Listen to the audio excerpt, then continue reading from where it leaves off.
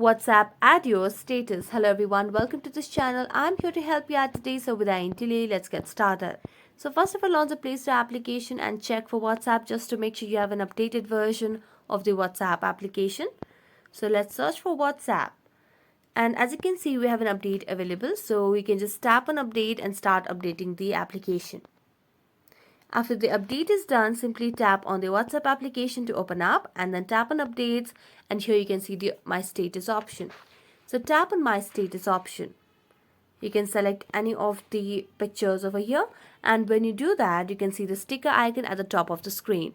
So select on sticker icon, and here you can see the option of add yours. So tap on add yours, and now you can just ask any question or have anything as such.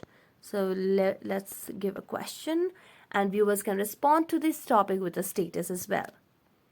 So you can now just tap on send, and that's how you can add your status on WhatsApp. So that's it. Thank you so much for watching this video. See you next time.